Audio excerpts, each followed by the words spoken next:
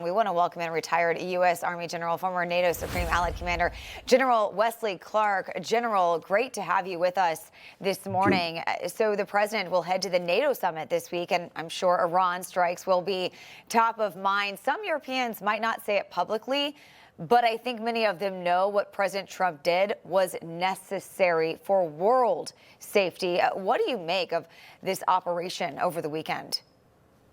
I think the United States did a very, very good job militarily. I think the military performed flawlessly. But that's what our military does. That's what we always do, at least since 1980 under the Carter administration when we tried to rescue the Iran hostages. Now, the problem now is what's next? And what we're seeing this morning from the Israeli strikes is what's next is regime change. And honestly, this is what is needed. The president didn't want to say it out loud. It does complicate negotiations.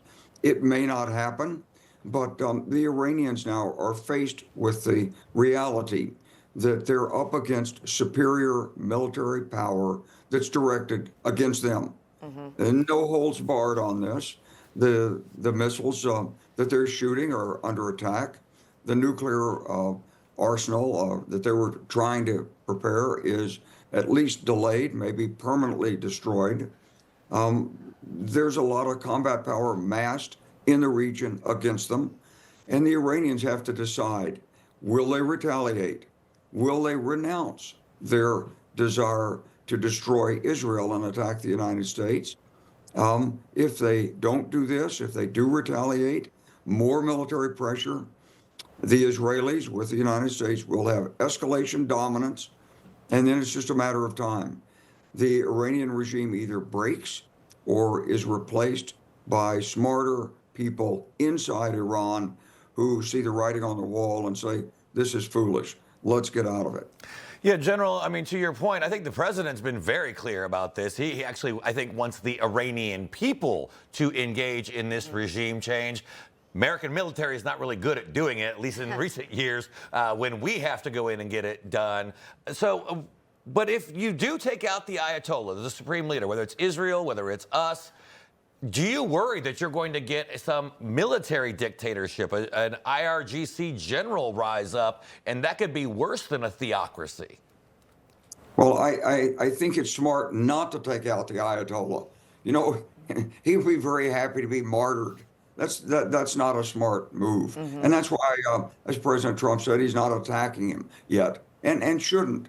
I think the right move is to degrade the ability of the Iranian government to control its own people. So the strike on the prison this morning, very important. Strike on the Republican Guards headquarters, very important. Now some regional strikes in various cities around Iran on police headquarters, Basij headquarters would be the next step in putting the pressure on. There are groups that can come forward, groups outside of Iran, groups inside of Iran, but they're cautious. And so they've got to see that the regime is mortally wounded. What they don't want to do is jump out there and then get in a civil war and be destroyed. You know, there was an effort in 2009. President Barack Obama didn't take advantage of it. He then moved into trying to solve the problem with negotiations.